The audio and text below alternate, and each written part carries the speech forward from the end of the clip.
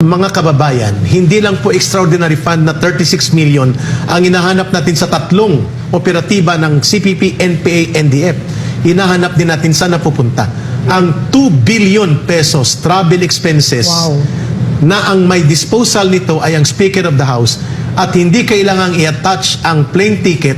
Pwede kang mag-request na pumunta ka daw sa Boracay. 2 bilyong piso yun. 2 billion. And then lahat ng gastos mo, charge to the House Committee accounts on travel expenses.